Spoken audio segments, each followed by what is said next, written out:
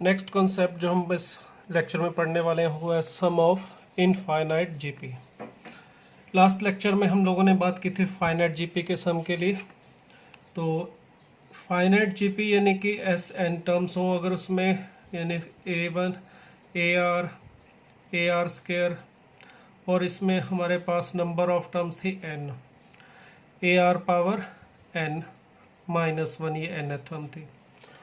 अगर हमें इस n टर्म्स का सम फाइंड आउट करना उसके लिए हमने फार्मूला किया था सॉरी, ये फार्मूला था a into 1 minus r power n upon 1 minus r, या इसे उल्टा भी लिख सकते हो r power n minus 1 upon r minus 1। मगर ये फार्मूला कब एप्लीकेबल था?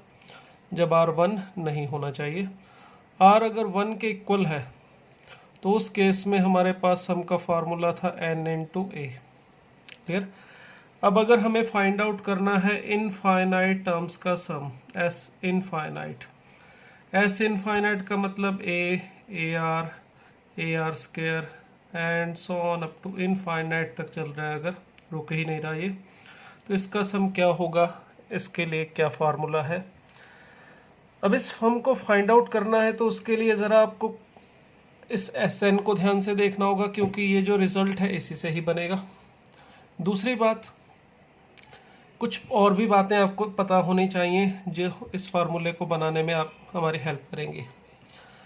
देखिए यहाँ पर अगर मैं इनफाइनाइट टर्म तक जा रहा हूँ तो इसका मतलब इसमें n की जो वैल्यू है वो इनफाइनाइट पे पहुँच रही है। तो इसको ऐसा भी लिख सकता हूँ कि ये जो n टर्म्स का सम था उसी में ही मैं n को इनफाइनाइट ले जा रहा हूँ, बस। ठीक है।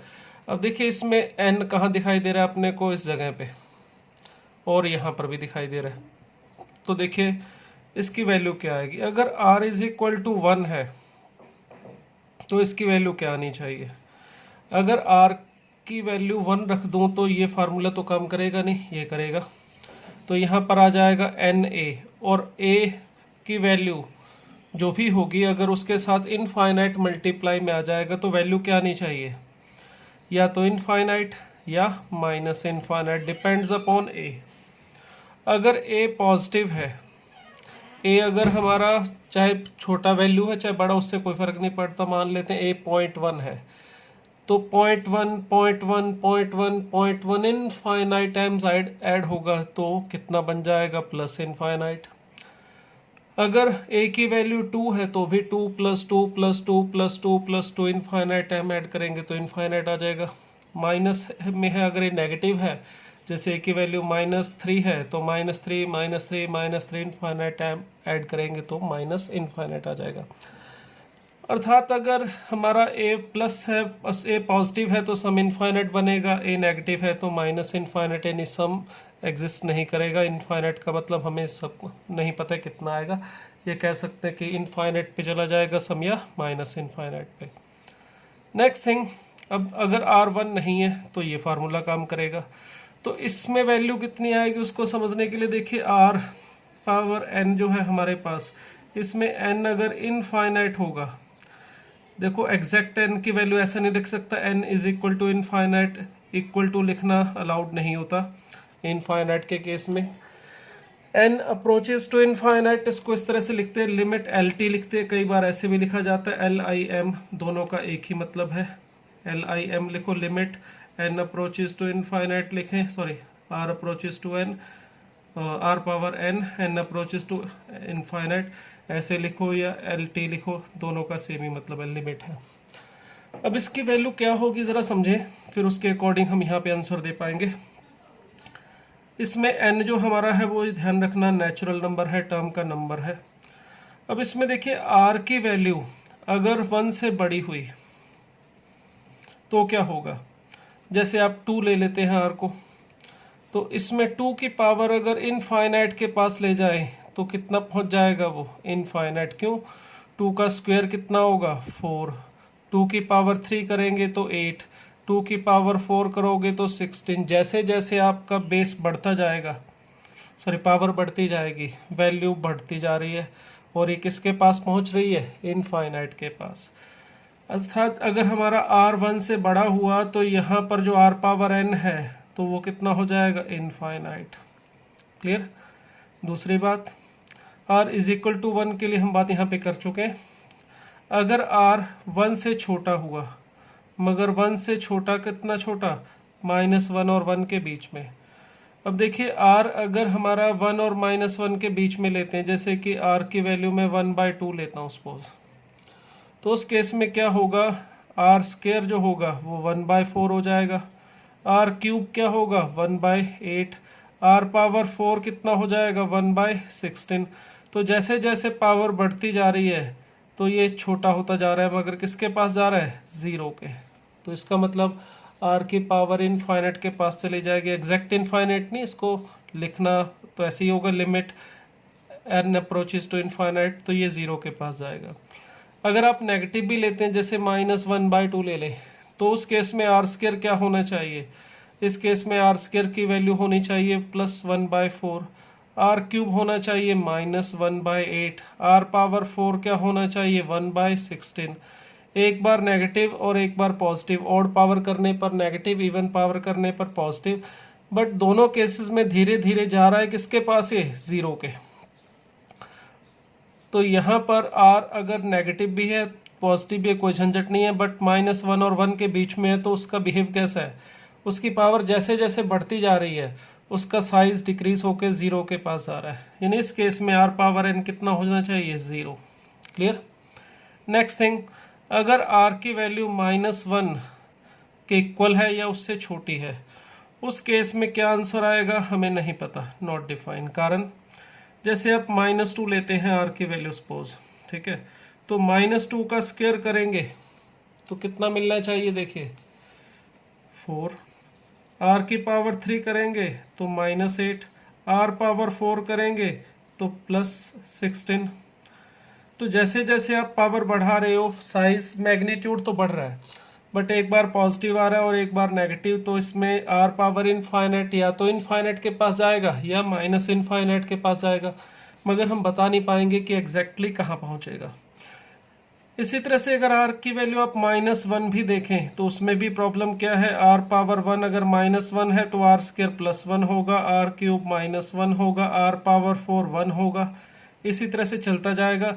मगर इन दोनों केसेस में अगर हमें पूछा जाए n अप्रोचेस टू इनफाइनाइट पे वैल्यू कितनी आएगी इन दोनों केसेस में, तो हम कुछ नहीं बता पाएंगे, मतलब पक्के तौर पे कुछ नहीं कह सकते, या तो इसमें कहेंगे 1 या -1, मगर क्या वो डिसाइड नहीं कर सकते, क्योंकि n इनफाइनाइट के पास जाएगा तो हमें ये नहीं पता इवन है या ऑड है, क्योंकि इनफाइनाइट के बारे में हमें नहीं पता। इसी तरह से अगर नेगेटिव आ रहा है, अगर r-2 लिया मैंने, 1 से छोटा लिया, उस केस में जब पावर बढ़ती जाएगी तो या तो ये इनफाइनाइट पे पहुंच सकता है या माइनस इनफाइनाइट पे, मगर पक्के तौर पे नहीं बता सकते क्या होगा। तो यहाँ पर इसकी वैल्यू क्या आएगी कंफर्म नहीं है, तो इसलिए हम यहाँ पे नॉट डिफाइन लिख रहे हैं।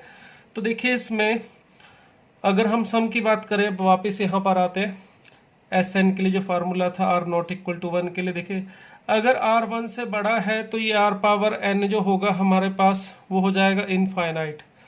अब इसकी वैल्यू जो आएगी सॉल्व करके ऊपर तो इनफाइनाइट बनेगी, ठीक है, साथ में माइनस है। अब ए भी पॉजिटिव या नेगेटिव के अकॉर्डिंग इसका आंसर आ सकता है या तो प्लस इनफाइनाइट या माइनस इनफाइनाइट। अगर ये जो वैल्यू है वो माइनस इनफाइनाइट है और ए नेगेटिव है तो प्लस इनफाइनाइट बन सकता है, और इसी तरह से माइनस इनफाइनाइट और एक पॉजिटिव लेके प्लस एक नेगेटिव माइनस इनफाइनाइट की तरफ भी जा सकता है, ये प्लस इनफाइनाइट की तरफ भी जा सकता है। यानी r अगर 1 से बड़ा है तो भी हमारे पास जो आंसर है प्लस इनफाइनाइट या माइनस इनफाइनाइट, इन्हीं में से कुछ आएगा, ठीक है। r अगर -1 और 1 के बीच में है तो उस केस में देखिए r पावर n जो है वो 0 के पास जा रहा है।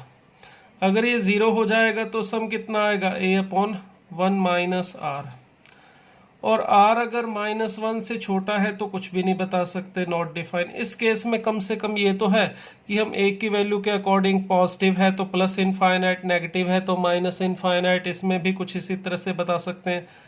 मगर यहाँ पर इस केस में तो कुछ भी नहीं डिसाइड कर सकते, अगर ये पता है पॉजिटिव है तो भी नहीं बता सकते, नेगेटिव है तो भी नहीं बता सकते। इस केस में हमारा जो सम होगा वो या तो इनफाइनाइट के पास जाएगा या माइनस इनफाइनाइट के पास जाएगा। अगर किसी सीरीज का सम इनफाइनाइट या माइनस इनफाइनाइट पे जाता है तो हम उस सीरीज को बोलते हैं डाइवर्जेंट सीरीज, ये जो सीरीज होगी अगर आर 1 या 1 से बड़ा होगा तो डाइवर्स करेगी, मतलब इनफाइनाइट पे डाइवर्स करेगी ऊपर, या माइनस इनफाइनाइट पे डाइवर्स करेगी, पक्का ऊपर जाएगी। फाइनल आंसर या तो प्लस इनफाइनाइट आएगा या माइनस इनफाइनाइट आएगा। अगर r -1 से छोटा है या -1 के इक्वल है, उस केस में जो हमारे पास सम है वो पक्का नहीं पता कितना आएगा, कुछ भी आ सकता है, प्लस इनफाइनाइट भी जा सकता है, माइनस इनफाइनाइट भी, यानी इसका सम जो है ऑसिलेट कर रहा है, ऊपर भी जा सकता है, नीचे भी कंफर्म नहीं है। तो इसलिए इस केस में जो सीरीज है हमारी, इसको बोलते हैं ऑसिलेटरी सीरीज। तो सम सिर्फ एक ही केस में हमें सही सही मिल पाएगा। कौन सा केस? ये r जब -1 और 1 के बीच में है। तो रूल क्या हुआ भाई, इनफाइनाइट जीपी का अगर हमें सम फाइंड आउट करना है तो उसका सम मिल पाएगा जब r -1 और 1 के बीच में होगा। और कितना सम आएगा? a/1 - r। तो ये जो सारा हमने बात किया, इसका निष्कर्ष क्या निकला भाई? फाइनाइट जीपी के लिए तो सम के लिए ये फार्मूला था, मगर इनफाइनाइट जीपी का सम हम तभी फाइंड आउट कर सकते हैं जब r -1 और 1 के बीच में हो। और सम के लिए फार्मूला क्या हुआ? a/1 - r। तो ये हमारा इनफाइनाइट जीपी के लिए एक रिजल्ट आ गया। ठीक है, ये एग्जांपल तो हम करेंगे, मगर उसको रिजल्ट को हम यहाँ पे लिख लेते हैं। देखिए नेक्स्ट पेज पे एक अलग से लिख लेता हूँ मैं। चलिए, तो हमारे पास जो रिजल्ट आया है वो क्या है? ये रिजल्ट मिला इनफाइनाइट जीपी के लिए, अगर a + AR + AR² इस तरह से इनफाइनाइट जीपी है तो इसका सम होगा a/1 - r। मगर ये सम तभी डिफाइन होगा जब r की वैल्यू -1 और 1 के बीच में है, या इसको ऐसे भी लिख दिया जाता है mod r < 1। ठीक है, और इसमें r ≠ = 0 वो अंडरस्टूड है भाई। इनफाइनाइट जीपी में कोई भी टर्म ज़ीरो नहीं हो सकती। ठीक है, इस वजह से r भी ज़ीरो नहीं हो सकता, क्योंकि r ज़ीरो होगा तो ये टर्म ही सारी की सारी क्या बन जाएंगी? ज़ीरो। और r अगर -1 और 1 के बीच में एक्सेप्ट ज़ीरो, तो उस केस में हमारे पास ये फार्मूला लग जाएगा। r अगर ज़ीरो है तो एक्चुअली और तो सारी टर्म ज़ीरो हो जाएंगी, तो सिर्फ एक ही टर्म आएगी a। तो यहाँ पर भी आप ऐसे बोल सकते हो कि उसका सम a आ जाएगा, मगर सीरीज तो बनेगी नहीं, वो तो सिर्फ एक ही टर्म होगी। ठीक है, तो ये हमारे पास इनफाइनाइट जीपी के सम के लिए फार्मूला है जिसे हम यूज़ करेंगे। इसके अंदर एक पॉइंट और ध्यान में रख सकते हैं, जैसे ये हमारे पास जीपी है AR अगर इसकी कुछ पावर कर दी जाए, जैसे AR² AR³, ये जीपी है हमारी। क्लियर? अगर मैं इसकी कुछ पावर कर दूं n या k, a⁻k AR² या AR⁻k AR²⁻k, तो देखिए यहाँ पर ये भी क्या बनेगी? जीपी। ठीक है, यहाँ पर इस जीपी के अंदर फर्स्ट टर्म जो थी वो a और कॉमन रेशो वो r था, और इस केस में फर्स्ट टर्म हो जाएगी a⁻k और कॉमन रेशो आप चेक कर सकते हैं वो भी आ जाएगा r⁻k। क्लियर? फर्स्ट टर्म इसमें a, कॉमन रेशो r। तो किसी भी जीपी के अंदर, ये तो फाइनाइट के लिए भी रूल एप्लीकेबल है और इनफाइनाइट के लिए भी, अगर जीपी की सभी टर्म्स का अगर हम कुछ पावर कर दें, ठीक है, के, तो भी वो जीपी ही रहती है। कॉमन रेशो चेंज हो जाता है, फर्स्ट टर्म भी चेंज हो जाती है। अब इस प्रॉपर्टीज़ को यूज़ करके चलिए कुछ एक एग्जांपल देखते हैं। पहला एग्जांपल देखिए, हमें क्या दिया हुआ है इसमें? हमें दे रखा है कि sum of infinite terms of GP is 4 and the sum of their cube is 192। GP find out करनी है। तो क्या गिवन है? देखिए इसमें एक जीपी मान लेता हूँ AR AR² AR³, ये हमें इनफाइनाइट जीपी एक दे रखी है जो हमें फाइंड आउट करनी है। जीपी फाइंड आउट करने का मतलब आपको बताया था A and R find out करना है। A और R फाइंड आउट करना, उसके लिए हमें कोई दो इक्वेशन चाहिए जो इसने दे रखी हैं। पहली बात, इसने बोला हुआ है इस जीपी का sum AR AR² and so on up to infinite, ये हमें दिया हुआ है 4, मगर ध्यान रखिए इनफाइनाइट जीपी है और सम इसमें 4 दे रखा है, तो अभी आपको बताया इनफाइनाइट जीपी का सम सिर्फ और सिर्फ उसी केस में एग्जिस्ट करता है जब r -1 और 1 के बीच में हो। अगर r -1 और 1 के बाहर होगा या तो सम इनफाइनाइट होगा या माइनस इनफाइनाइट होगा या फिर ऑसिलेट करेगा, कुछ फिक्स वैल्यू नहीं आ पाती। तो r इसमें अगर इनफाइनाइट जीपी का सम 4 एग्जिस्ट कर रही है बताया, तो इसका मतलब ये कंफर्म है कि r की वैल्यू -1 और 1 के बीच में ही आनी चाहिए।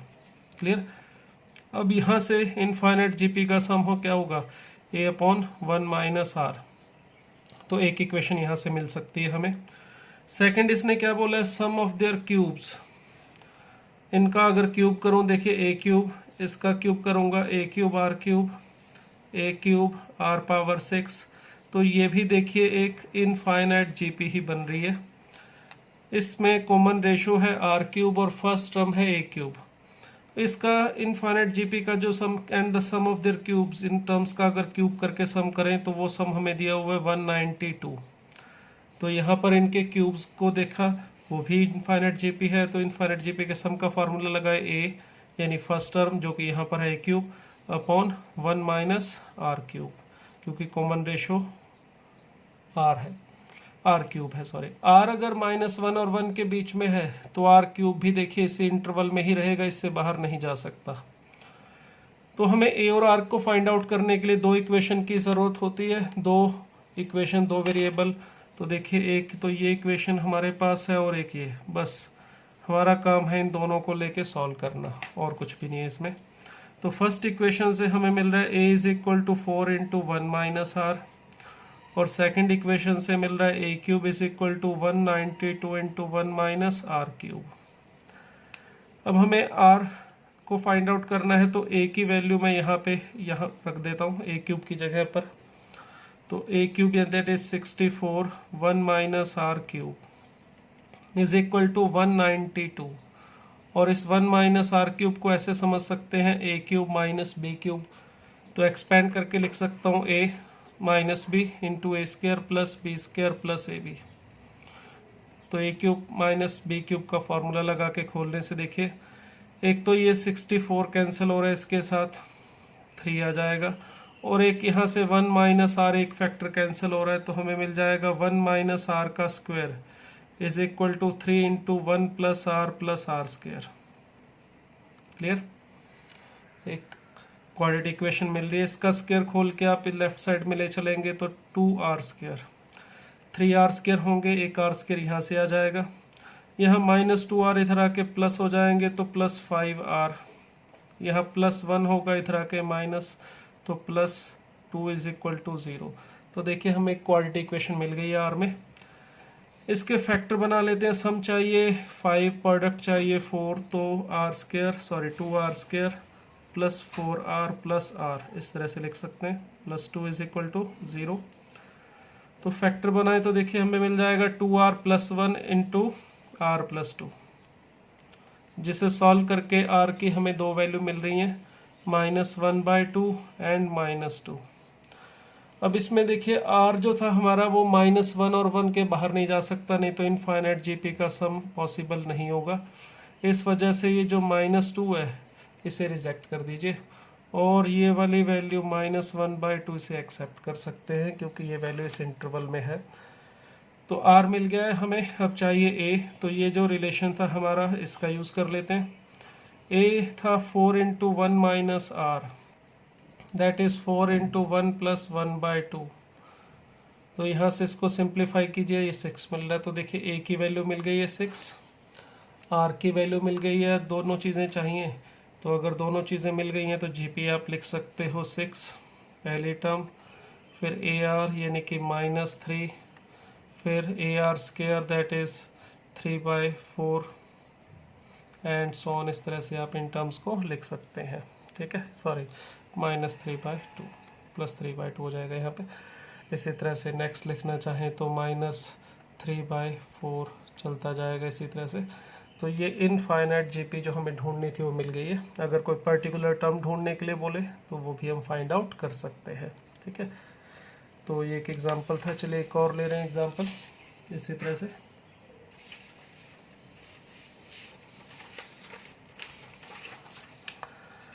नेक्स्ट एग्जांपल में देखिए क्या गिवन है अपने को। इसमें बोला हुआ है one side of an equilateral triangle is 18 centimetre. देखिए एक इक्विलेटरल ट्रायंगल दे रखी है हमें जिसकी एक साइड है 18 सेंटीमीटर, दैट इज सभी साइड ही वही होनी चाहिए 18 सेंटीमीटर। फिर क्या बोला, the mid points of the sides are joined to form another triangle. इसके मिड पॉइंट्स को ज्वाइन कर दिया, ये इसके तीनों मान लेता हूँ ये मिड पॉइंट्स हैं, इनको ज्वाइन कर दिया है, इस तरह से एक ट्रायंगल बना लिए। ठीक है, ये दूसरा काम होगा। अब ये जो मिड पॉइंट्स को ज्वाइन करके ट्रायंगल बनी है, इसकी अगर साइड्स देखें तो हमने बेसिक प्रोपोर्शनलिटी थ्योरम पढ़ी थी, मिड पॉइंट थ्योरम भी पढ़ी थी 10th क्लास में। उसमें प्रॉपर्टी होती है अगर किसी ट्रायंगल के साइड्स के मिड पॉइंट को ज्वाइन करो तो जो साइड था उनको मिलाने से जो ये लाइन बनती है, अगर मान लेता हूँ इसका नाम मैं डी, इसको ई और इसको एफ लिख लूँ। ये फर्स्ट वाले ट्रायंगल, चलो इसको नाम ए बी सी दे देता हूँ मैं। तो ये जो ई एफ लाइन है वो इस बी सी के पैरेलल होती है और लेंथ में इसका हाफ होती है। तो अगर इसकी साइड बी सी की लेंथ 18 है तो इसका मतलब इसकी लेंथ होनी चाहिए 9। सिमिलरली इसी तरह से ये इसकी लेंथ ए बी की अगर 18 है तो डी ई की लेंथ इसका हाफ 9, सिमिलरली ये भी 9 आ जाएगी। नेक्स्ट क्या कहा इसने, mid point of the sides are joined to form another triangle whose mid points in turn are joined to form still another triangle. ये जो नई ट्रायंगल मिली है इसके भी मिड पॉइंट्स को ज्वाइन कर दिया गया है इस तरह से, इससे हमें एक और नई ट्रायंगल मिलेगी। अब इसकी लेंथ की बात करेंगे तो उसी तरह से जैसे इसकी 18 थी तो इसके मिड पॉइंट्स को ज्वाइन करके जो ट्रायंगल बनी उसकी साइड इसका हाफ होगी 9, इसी तरह से इसकी होनी चाहिए 9/2, 9/2 एंड 9/2। तो ये इसकी साइड्स की लेंथ हमें मिल जाएगी। और ये बोल रहे हैं कि ये जो प्रोसेस है वो चलता जा रहा है इनफाइनाइट तक, मतलब अब इस वाली ट्रायंगल के मिड पॉइंट्स को ज्वाइन करेंगे तो ये एक और ट्रायंगल बनेगी, फिर इसी प्रोसेस को कंटिन्यू करेंगे, एक और अंदर ट्रायंगल मिल जाएगी इस तरह से, और ये प्रोसेस चलता रहेगा इनफाइनाइट तक। ठीक है, अब कहा क्या गया है, ये जो सभी ट्रायंगल्स मिल रही हैं फर्स्ट पार्ट में हमें कहा गया है उन सभी ट्रायंगल्स के पेरीमीटर का सम फाइंड आउट करना है, find the sum of the perimeter of all triangle, और दूसरे वाले में कहा गया एरिया का। तो पहले वाले केस में देखिए पेरीमीटर का सम ऑफ पेरीमीटर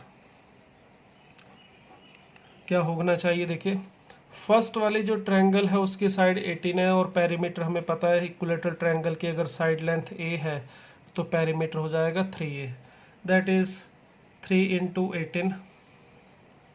क्लियर। इसी तरह से सेकंड वाली ट्रायंगल के लिए पेरीमीटर हो जाएगा 3 × 9, नेक्स्ट 3 × 9/2। उससे जो नेक्स्ट ट्रायंगल बनेगी उसके साइड की लेंथ इसके 9/2 का हाफ होगी, यानी कि +3 × 9/4, और ये प्रोसेस इनफाइनाइट तक चलता जा रहा है तो ये आ जाएगा।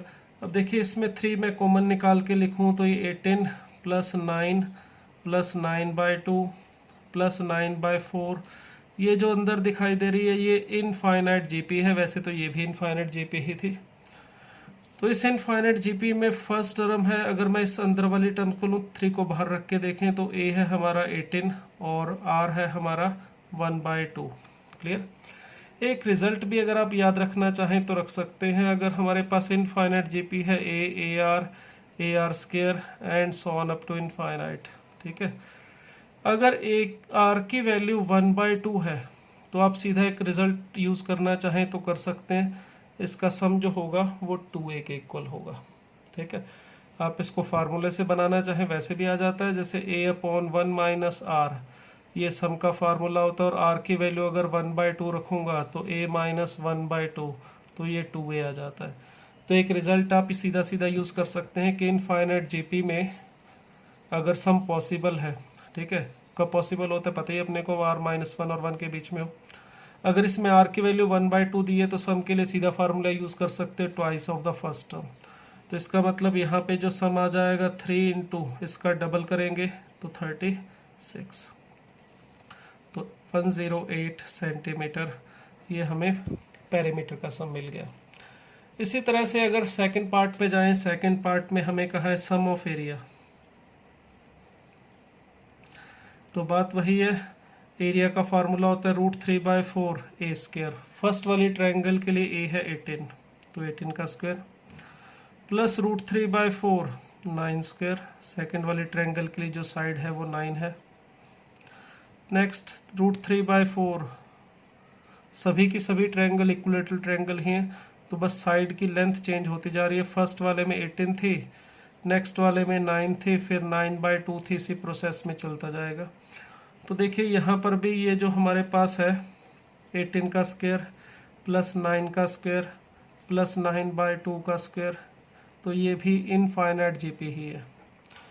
आपको बताया था जीपी की सभी टर्म्स की कुछ पावर करोगे तो वो भी जीपी ही रहेगी। अगर इसका कॉमन रेशो r है तो इसका कॉमन रेशो r स्क्वायर हो जाएगा, सभी टर्म्स का स्क्वायर किया तो 1/2 का स्क्वायर, यानी इस केस में a फर्स्ट टर्म तो है 18 का स्क्वायर और कॉमन रेशो है 1/2 का स्क्वायर, दैट इज 1/4।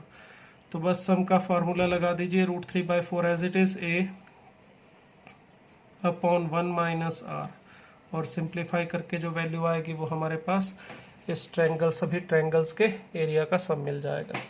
तो इस तरह से हम इस टाइप के एग्जाम्पल में इनफाइनाइट जीपी का यूज़ कर सकते हैं। चलिए एक और एग्जाम्पल ले रहे हैं। हमें कुछ इस टाइप के एग्जाम्पल भी मिल जाते हैं जो इनफाइनाइट जीपी की हेल्प से कर सकते हैं हम। वैसे तो इस टाइप के एग्जाम्पल को आप करते थे लोअर क्लासेस में अपने, कुछ शायद 10th या 9th में। ये रैशनल नंबर होता था, इसको P/Q की फॉर्म में लिखते थे अगर याद हो तो। जैसे ये 0.423 बार है, ये हमारा एक रैशनल नंबर है P/Q। इसको रैशनल नंबर की फॉर्म, ये डेसिमल फॉर रिप्रेजेंटेशन है इसका, और ये अपने पास P/Q की फॉर्म में रिप्रेजेंटेशन है, ये दिया होता था और इसको इस फॉर्म में लिखना होता था। तो इसको आप किस तरह से करते थे स्कूल में, जो आपके 9th 10th क्लास में होता था, ध्यानिशा 10th में था या 9th में भी हो सकता है, मुझे ध्यान नहीं है आपके सिलेबस का।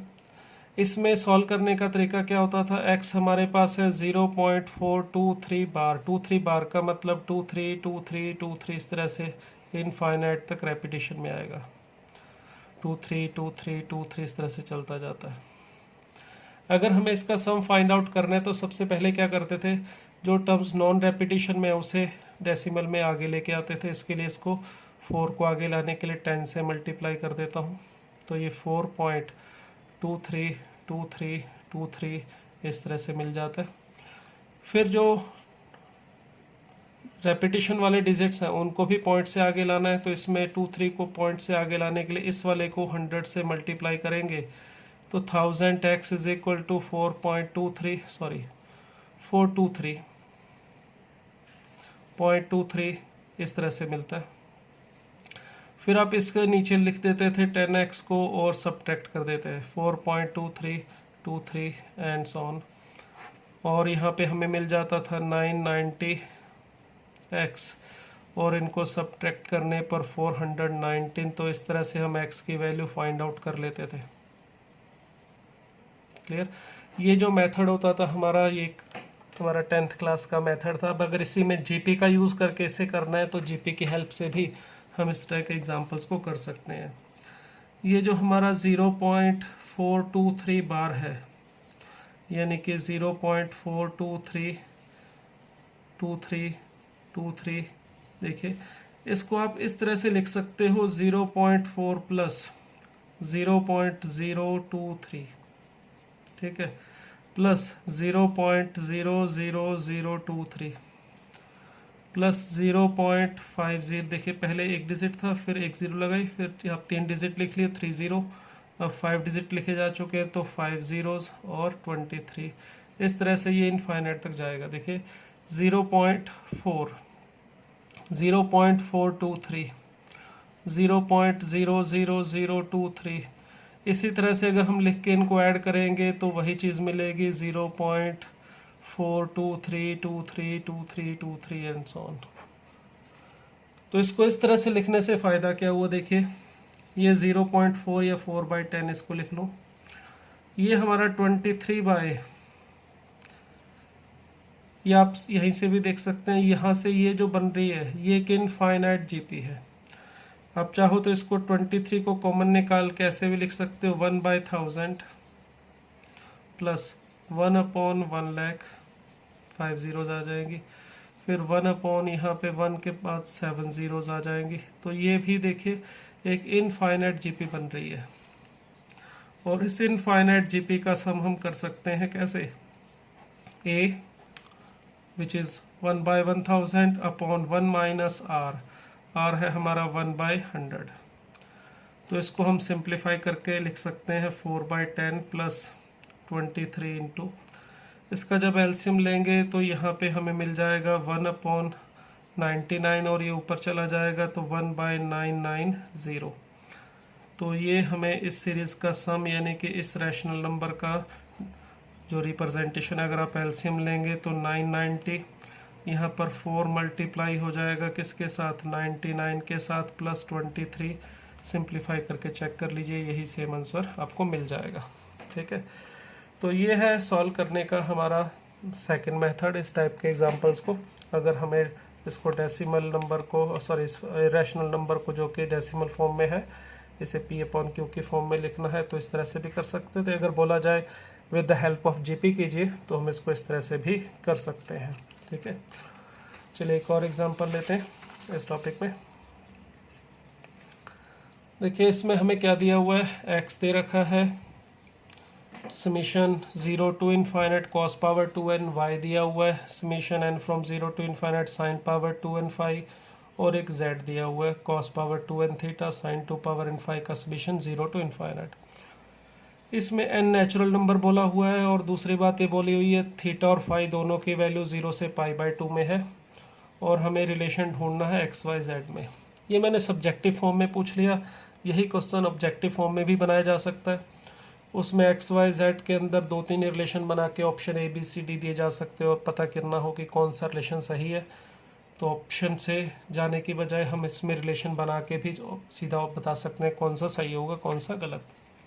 अब देखिए अगर हमें एक्स वाई जेड में रिलेशन बनाना है तो पहले एक्स को देखो है क्या, ये summation n from 0 to infinite cos power 2n theta. अब आप n की वैल्यू 0 रखेंगे तो 1, फिर 1 रखने पर cos square theta, cos power 4 theta, and इसी तरह से ये चलता जाएगा इनफाइनाइट टर्म तक। इस जीपी में a की वैल्यू 1 है और r है हमारा cos स्क्वायर थीटा। वैसे तो cos स्क्वायर थीटा की वैल्यू 0 टू 1 के बीच में लाई करती है, जिसमें 0 भी होता है और 1 भी होता है, बट क्योंकि 0 और 1 तभी आएंगे जब थीटा की वैल्यू π/2 या 0 होगी, मगर थीटा ना तो 0 हो सकता है ना ही π/2, इसलिए यहाँ पे क्लोज इंटरवल की बजाय ओपन इंटरवल आएगा, यानी cos स्क्वायर थीटा जो हमारे पास है वो 0 से 1 ओपन इंटरवल में आएगा। इस वजह से हम यहाँ पे जो इनफाइनाइट जीपी का सम है उसके लिए फार्मूला लगा सकते हैं a/1 minus r, that is 1 minus cos square theta which is equal to 1 sin square theta. ये हमें मिल रही है x की वैल्यू। सिमिलरली y जो है हमारा वो है n from 0 to infinite sin square phi, sorry sin power 2n phi. इसी तरह से इसे अगर लिखेंगे तो ये sin square phi plus sin power 4 phi. इसी तरह से इनफाइनाइट जीपी यहाँ पर भी मिलेगी, तो सम उसी तरह से सेम कंडीशन जो है पूरी है हमारी, तो इसको इस तरह से कर सकते हैं। तो ये आ गया 1 cos स्क्वायर फाई। तो ये वैल्यू आ रही है हमारी x की और ये वैल्यू आ रही है y की। ठीक है, x एंड y हमने थोड़ा सिंप्लीफाइड फॉर्म में फाइंड आउट कर लिए। अब z को देखें ज़रा, z में है summation n from 0 to infinite cos power 2n theta sin power 2n phi. तो ये हमें क्या मिलेगा, देखिए यहाँ पे इसको रखेंगे n को 0 तो 1, फिर आ जाएगा cos square theta sin square phi plus cos power 4 theta sin power 4 phi. ये भी एक इनफाइनाइट जीपी ही है। इसके सम का फार्मूला लगाएंगे तो क्या होगा, a/1 माइनस r, r जो है हमारा वो है cos square theta sin square phi. ठीक है, तो देखिए z की वैल्यू जो है वो हमें मिल रही है 1/1 - cos theta and sine square phi. हमें रिलेशन बिल्डअप करना है x y एंड z में। तो देखिए x क्या है, साइन स्क्वायर थीटा, और यहाँ पर है cos स्क्वायर थीटा। तो हम इसमें इस cos स्क्वायर थीटा को लिख सकते हैं 1 - साइन स्क्वायर थीटा, ताकि उसे हम किस में कन्वर्ट कर सकें, x में। इसी तरह से साइन स्क्वायर फाई है यहाँ पे हमारे पास, और हमें cos स्क्वायर फाई की वैल्यू y दी हुई है। तो साइन स्क्वायर फाई को भी मैं इस तरह से 1 - cos स्क्वायर फाई लिख लूँ, ताकि इसमें मैं y और x ला पाऊँ। तो 1/1 माइनस ये 1 - 1/x, देखिए 1 साइन स्क्वायर थीटा x है, तो साइन स्क्वायर थीटा की जगह 1/x, और यह 1/y ये लिखा है हमने। अब इसे अगर थोड़ा सिंप्लीफाई करें तो देखिए क्या मिलेगा हमें, 1 यहाँ पे एलसीएम ले लेंगे तो ये एक्स वाई यहाँ पर आ जाएगा, माइनस यहाँ पर x - 1 इंटू वाई -1, और ये एक्स वाई चला जाएगा ऊपर। यहाँ पर इसे भी थोड़ा सा सिंप्लीफाई कर ले, इन दोनों को मल्टीप्लाई करने पर देखिए एक्स वाई जो मिलेगा हमें वो कैंसिल आउट हो जाएगा, ठीक है। यहाँ पर जो सिंप्लीफाई करने के बाद हमें मिलेगा वो मिलेगा x + y -1, जिसे आप क्रॉस मल्टीप्लाई करके x y z में रिलेशन ढूंढ सकते हैं। वैसे तो ये भी एक रिलेशन है, मगर क्रॉस मल्टीप्लाई करके लिखना चाहें तो xz + yz - z = xy। तो इस तरह से भी लिख सकते हैं, थोड़ा बहुत चेंज करके किसी और मेथड तरह से भी लिखा जा सकता है। तो इस तरह से हम x y z में रिलेशन बिल्डअप कर सकते हैं। किसी और तरह से लिखने का मतलब, जैसे यहाँ पर z मैंने एक तरफ कर लिया और एक्स वाई की टर्म में इस तरह से आंसर लिखा जा सकता है, ये लिखा जा सकता है। आप इसमें एक्स को एक तरफ करके वाई और जेड की टर्म में एक्सप्रेस करना चाहो वो भी हो सकता है। तो इस तरह से अलग अलग फॉर्म में हमें आंसर लिखा हुआ मिल सकता है, ठीक है। उम्मीद है ये क्लियर हो गया होगा अच्छे से।